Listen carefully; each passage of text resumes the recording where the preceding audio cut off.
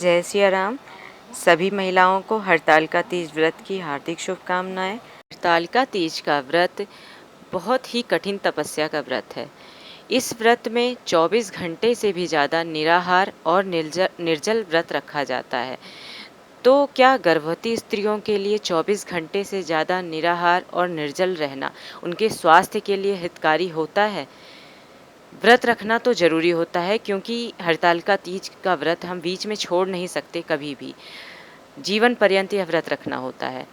लेकिन एक गर्भवती स्त्री और जिसका बच्चा छोटा है, जो स्त्री बच्चे को दूध पिला रही हैं, या फिर उनको शरीर में किसी तरह की कोई समस्या है, कभी-कभी तीज के दिन डिलीवरी होती है, या कभी तीज के दिन ही वो बहुत ज़्यादा अस्वस्थ हो जाती हैं, कि जिसमें निराहार और निर्जल रहना उनके स्वास्थ्य के लिए बिल्कुल भी ठीक नहीं है। तो ऐसी स्त्रियों के स्वास्थ्य में बहुत ज़्यादा कोई परेशानी आ जाए, कभी-कभी ऐसा हो जाता है कि उनके जीवन पर ही कोई संकट आ जाए, या गर्भवती स्त्री के पेट में जो बच्चा पल रहा है, के स्वास्थ्य के लिए भी ये बिल्कुल भी हितकारी नहीं है। तो ऐसी परिस्थिति में स्त्रियों को क्या करना चाहिए? उनके सामने बहुत बड़ा धर्म संकट होता है। तो आपकी इन्हीं सारी समस्या का निवारण मैं इस वीडियो के माध्यम से करने की कोशिश करूँगी। तो वीडियो को पूरा देखें बिना स्किप किए, और वीडियो पसंद आए तो लाइक करें। जब कोई स्त्री हरतालिका व्रत शुरू करती है, तब चाहे वो विवाह के पहले हो या विवाह के बाद हो, जब पहला व्रत रखती है तो उस समय घर के बड़े महिलाएं जो भी हैं, वो उनको कुछ न कुछ खाने की सलाह देती हैं। वो किस लिए होता है कि जब हम व्रत शुरू करते हैं तो शुरू का पहला व्रत जो होता है, उसमें ये नियम होता है कि अगर हम पहले व्रत में कुछ खा लेते हैं, कोई भी फल खा लेते हैं या जल ग्रहण करते हैं, तो उसके बाद जितने भी कभी व्रत पड़ें, अगर हमारे सामने ऐसी परिस्थिति आए कि हमें बीच में कभी हम बीमार हैं या गर्भवती हैं, तो उसमें हम वो जल और फल ग्रहण कर सकते हैं। तो इसलिए पहले व्रत में हमें कोई फल या फिर जल को ज़रूर ग्रहण कर लेना चाहिए। इस विषय की जानकारी हर जगह हर स्त्री को नहीं है।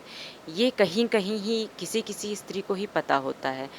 तो अगर आपको नहीं पता है इस चीज़ के बारे में, और आपने व्रत रख लिया, पहले व्रत में आपने नहीं खाया, तब भी अगर आपके सामने ये समस्या आती है कि आपका स्वास्थ्य ठीक नहीं है, तो आप फल और जल को ग्रहण कर सकते हैं। तो अस्वस्थ महिलाओं को और गर्भवती स्त्रियों को यह व्रत निराहार और निर्जल नहीं रहना चाहिए। हाँ, अन्न ना ग्रहण करें, अन्न बिल्कुल भी नहीं ग्रहण करना चाहिए, लेकिन आप फल और जल ग्रहण करके, शरबत बना के पी के आप ये व्रत रख सकती हैं। पूरे दिन फल खा के और शरबत पी के बहुत आराम से स्त्रियां ये व्रत रख सकती हैं, उन्हें कोई दिक्कत नहीं होगी। 24 घंटे से ज़्यादा व्रत होता है।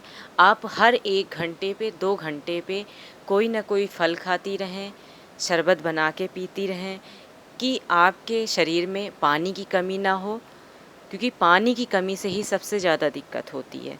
शरीर में पानी की कमी ना हो, और जो महिलाएं बच्चों को दूध पिलाती हैं, उनके ब्रेस्ट फीडिंग मिल्क की सप्लाई में कमी ना हो, इसका भी बहुत विशेष ध्यान देना है। इसके लिए महिलाओं को व्रत के 1 दिन पहले ग्लूकॉन डी, जूस, नारियल पानी और बहुत सारे फल, और इसके साथ साथ दूध और जो भी चीज़ें हैं जिससे उनके पानी की कमी ना हो, ये चीज़ें पीनी है भरपूर मात्रा में, कि अगले दिन की भी उनकी जो पानी की ज़रूरत हो वो पूरी हो जाए, उनको कमज़ोरी ना लगे। और जो महिलाएं बच्चों को दूध पिलाती हैं, उन बच्चों को दूध की कमी ना हो। तो इस चीज़ का भी बहुत ध्यान रखना है, क्योंकि अपने स्वास्थ्य के साथ साथ हमें अपने बच्चे के स्वास्थ्य का भी पूरा ध्यान रखना है, और व्रत भी रखना है। साथ ही व्रत के 1 दिन पहले आप तला भुना ना खाएं, ज़्यादा मिर्ची मसाले वाली चीज़ें ना खाएं, क्योंकि इससे आपको व्रत वाले दिन एसिडिटी की समस्या हो सकती है, गले में जलन हो सकती है और प्यास बहुत ज़्यादा लगेगी। क्योंकि जितना ज़्यादा आप ये चीज़ें खाएँगी, अगले दिन आपको लगेगा कि बस मुझे पानी मिल जाए। तो इसलिए ये चीज़ें आप अवॉइड कीजिए, मीठी चीज़ें खाइए, क्योंकि इस व्रत में एक दिन पहले सेवइयाँ बना के खाने का भी रिवाज है कई जगह। तो ये इसीलिए है कि एक दिन पहले अगर आप मीठा खाएँगे, तो आपको अगले दिन ज़्यादा प्यास नहीं लगेगी, ज़्यादा पानी की ज़रूरत नहीं महसूस होगी।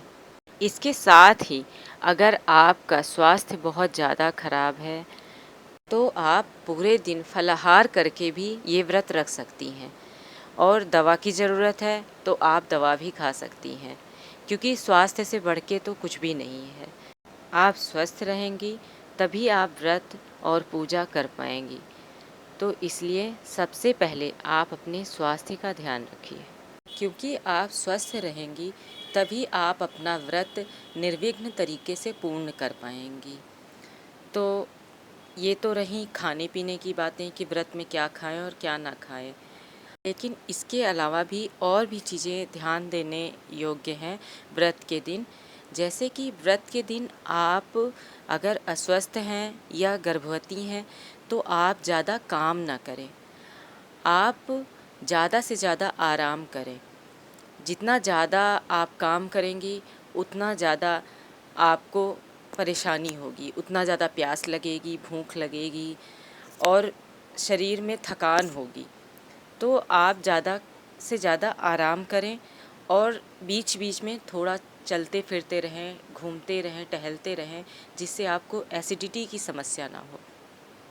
और इसके साथ ही साथ आपको चलने फिरने पर ये फ़ायदा होगा कि जैसे जो गर्भवती महिलाएं हैं उनके बच्चे की मूवमेंट व्रत में कम हो जाती है, क्योंकि बच्चा बहुत सुस्त पड़ जाता है बिना किसी चीज़ के खाए पिए बिना, तो मूवमेंट कम हो जाती है। तो आप चलते फिरते रहेंगे अगर, तो बच्चे की मूवमेंट पे फ़र्क नहीं पड़ेगा। तो ये गर्भवती महिलाओं को विशेष ध्यान देना है कि ज़्यादा काम ना करें, ज़्यादा से ज़्यादा आराम करें और इसके साथ ही आप बहुत ज़्यादा श्रृंगार ना करें। जैसे कि हैवी साड़ी, हैवी ज्वेलरी, ये सब आप ना पहने। आप साधारण वस्त्र पहने और साधारण ही श्रृंगार करें, क्योंकि ज़्यादा श्रृंगार करने पर भी आपको इरिटेशन हो सकती है इन चीज़ों से। तो इस चीज़ का भी आपको ध्यान रखना है। और पूजा के समय आप कोशिश करें कि पूजा अपने घर में ही करें, मंदिर ना जाएं, क्योंकि मंदिर में बहुत भीड़ होती है, बहुत ज़्यादा गर्मी हो जाती है और ज़्यादा भीड़ होने की वजह से आपको परेशानी हो सकती है। तो आप कोशिश करें कि आप अपने घर में ही पूजा करें। फिर अगर आप घर में पूजा नहीं कर सकती हैं, आपको मंदिर ही जाना है, तो आप किसी ऐसे आसपास के छोटे मंदिरों में जाएं जहां ज़्यादा भीड़ भाड़ ना हो। और जो महिलाएं छोटे बच्चों को दूध पिला रही हैं, अभी उनके बच्चे बहुत छोटे हैं, तो व्रत के दिन वो बच्चों को कोशिश करें कि कम से कम दूध पिलाएं अपना। वो बच्चों को फार्मूला मिल्क बना के पिला सकती हैं, या अगर उनका बच्चा 6 महीने से ऊपर है या 4-5 महीने में भी कुछ लोग बच्चों को कुछ न कुछ सॉलिड थोड़ा बहुत खिलाने लग जाते हैं, दाल का पानी, दलिया, ये सब चीज़ें आप छोटे बच्चों को खिला सकती हैं।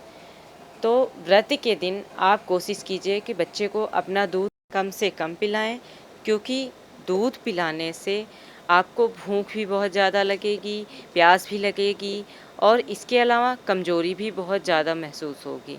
मेरी इन बातों का अनुकरण करके आप अपने व्रत को बहुत आराम से निर्विघ्न तरीके से पूर्ण कर सकती हैं। तो आशा करती हूँ आप लोगों को मेरी ये वीडियो ज़रूर पसंद आई होगी। अगर वीडियो पसंद आई है तो कृपया लाइक करें, कमेंट करें और मेरे चैनल को सब्सक्राइब करें। धन्यवाद।